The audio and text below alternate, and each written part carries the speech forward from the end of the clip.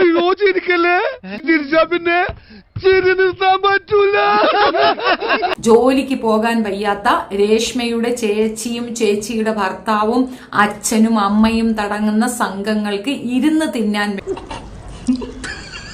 വേണ്ടിയിട്ട് സുധി എന്ന കലാകാരന്റെ പേരുപയോഗിച്ച് തിന്നുന്ന ഈ ജന്തുക്കളെ സപ്പോർട്ട് ചെയ്യുന്ന വ്യക്തിത്വമില്ലാത്ത മനുഷ്യത്വമില്ലാത്ത മനുഷ്യർ ശനി വരുന്നത് ഈ വഴിക്ക് തന്നെ. ശനി കൊണ്ടേ പോവും. ആര് കൊള്ളും? ഞാൻ തന്നെ കൊള്ളും. മുന്നിലേക്ക് അവന്റെ ജീവിതം തുറന്നു വെച്ചിട്ടുണ്ട്. പോയി കാണുന്ന ആറികളെ കണ്ടിട്ട് നിന്റെയൊക്കെ അഭിപ്രായം പറ. ഇത് 100 വട്ടം ഞാൻ ആലോചിച്ച കാര്യമാണ്. ഈ പയ്യൻ എപ്പോഴെങ്കിലും ഒന്ന് വായി തുറന്നിരുന്നെങ്കിൽ എന്ന് വല്ലാണ്ട് ആഗ്രഹിച്ചിരുന്നു. 100% ഞാൻ യോജിക്കുന്നു. അവൻ അത് പറഞ്ഞിട്ടുണ്ട്. ഇനിയും അവക്ക് വേണ്ടി സപ്പോർട്ടും വക്കാലത്തും പറയുന്ന കോമള ചെച്ചി ബിന്ദു കൊതമമ്മിണി അങ്ങനെ തുടങ്ങിയ കുറെ നാറികളെ, ഇതാണ് ലൈഫ്, ഇതാണ് റിയാലിറ്റി. നീയൊക്കെ ജീവിച്ചിരിക്കുന്നത് വെറും നമ്പുസുഖങ്ങളാണ്. ഒരല്പമെങ്കിലും ഉളുപ്പോ നാണമോ ഉണ്ടെങ്കിൽ ചെയ്ത തെറ്റ് ഇനിയെങ്കിലും തിരുത്താൻ ശ്രമിക്കുക. തൂക്കി തലയെ വെച്ചുകൊണ്ട് കിടക്കുന്ന ഒരു സിമിട്ടിയെ ഇതെന്നെ ഉദ്ദേശിച്ചാണ്, എന്നെ തന്നെ ഉദ്ദേശിച്ചാണ്, എന്നെ മാത്രം ഉദ്ദേശിച്ചാണ്. സംശയമുണ്ടോ?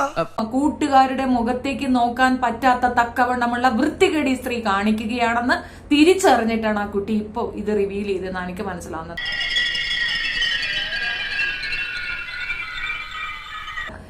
കുത്തഴിഞ്ഞ ജീവിതം നയിക്കുന്ന ഒരു സ്ത്രീക്ക് വേണ്ടിയിട്ട് നമ്മൾ കഷ്ടപ്പെട്ട പണം കൊടുത്ത് ഒരു വീട് വെച്ച് കൊടുത്തത് ശരിയായില്ല എന്ന് ഓരോരുത്തരും മനസ്സിലാക്കാൻ വേണ്ടിയിട്ടാണ്. പുറത്തിറങ്ങാൻ പറ്റാത്ത സ്ഥിതിയായല്ലോ ഈശ്വര. അവളുടെ കൂടെ നിൽക്കുന്ന വെറും 6 വാണികളായ കുറെ അലവലാദികൾക്ക് മനസ്സിലാകാൻ വേണ്ടിയിട്ടാണ്. ചെറിയ വട കൊടുത്ത് വലിയ വട വാങ്ങിച്ചു. കിച്ചു എന്ന് പറയുന്നത് സുധിയുടെ മകനാണ്. സുധിയുടെ മകൻ പറയുന്നുണ്ട് എന്താണ് നടന്നത് അവന്റെ ലൈഫിലെന്ന്. അയ്യോ ഓർമ്മിപ്പിക്കല്ലേ പൊന്നെ. അച്ഛനും അമ്മയ്ക്കും അവന്റെ ചേട്ടനും ചേട്ടത്തിക്കും ഒക്കെ ചെലവിന് കൊടുത്തുകൊണ്ടിരുന്ന സുധിയാണ്. ഞാൻ നിങ്ങളുടെ ഫാമിലിയുടെ ബാക്ക്ഗ്രൗണ്ട് അന്വേഷിച്ചു. മോശം എന്ന് പറഞ്ഞാൽ മോശം മോശം മോശം മോശം മോശം മോശം അഭിപ്രായം കുടുംബത്തെ പറ്റി നാട്ടുകാർക്ക്. അയാൾ കഷ്ടപ്പെട്ട പൈസ അയാൾ കടം വാങ്ങി കൊടുക്കേണ്ടി വന്നത് ഉൾപ്പെടെ ഇവറ്റകൾക്ക് തിന്നാൻ വേണ്ടിയിട്ടാണ്. ഞാൻ ചിരിച്ചു പോയനെ.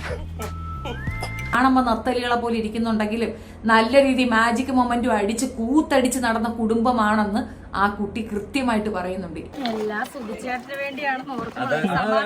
ഈ അളിയച്ചാല് ജോലിക്ക് പോകത്തില്ല, ഇവന്റെ അവളെ ചേച്ചിയുടെ കെട്ടിയവൻ ജോലിക്ക് പോകത്തില്ല. എന്താ ഉറക്കം വരുന്നു. ആ കുട്ടികളുടെ ചെലവ് ഉൾപ്പെടെ ഇവൻ കൊടുക്കണം, സുധി കൊടുക്കണം. എന്റെ ഫീസ് അതങ്ങ് മറന്നു. എന്താ ദേവാ ഇത്? ഇത്തരം കാര്യങ്ങളൊക്കെ ഓർമ്മിച്ചു വെക്കണ്ടേ? ഈ കൊയ്ത്തിന്റെ തിരക്കിനിടയ്ക്ക്. അല്ലെങ്കിലും അവൻ തന്നെയല്ലേ എല്ലാ മാസം ഫീസ് കൊടുക്കാറ്. മോനെ, അനുവിന്റെ ട്യൂഷൻ ഫീസ്. ഓ, അത് നാളെ തന്നാ പോരെ? മതി മതി മതി, ഞാൻ നിന്നെ ഓർമ്മിപ്പിച്ചതേ ഉള്ളൂ. കുട്ടികളുടെ ഫീസ് എല്ലാം കൃത്യമായി തന്നെ അടയ്ക്കണം, ഇല്ലെങ്കിൽ രക്ഷിതാക്കൾക്ക് ആ ചീത്തപ്പേര്. അതായിരുന്നു നിവർത്തികേട് എന്നുള്ളതാണ്. അത് കൃത്യമായിട്ട് പറയുന്നുണ്ട്. 80 ലക്ഷത്തിന് മേളില് ബാങ്കിൽ പൈസ വന്നിട്ടുണ്ടെന്ന്. വിഷുക്കോടിയാ ഓണക്കോടിയാ? അല്ല, 80 ലക്ഷം രൂപ ആണ് അറിഞ്ഞിട്ടുള്ളത്. ആ പൈസ മുഴുക്ക അവരുടെ ചേച്ചിയും കുടുംബവും അർമാദിച്ച് തീർക്കുന്നു എന്നുള്ളതാണ്. എന്റെ ദൈവമേ, അപ്പൊ കുടുംബടക്കം കള്ളന്മാരാണ്. വിടരുതരവനെ പിടിച്ചു പോലീസിലേപ്പിക്കും. ആ സ്ത്രീയാണ് ഫേക്ക് ഐഡിയകളിൽ കിടന്ന് ഈ രേണുവിന് വേണ്ടി സപ്പോർട്ട് കമന്റ് ഇടുന്നത്.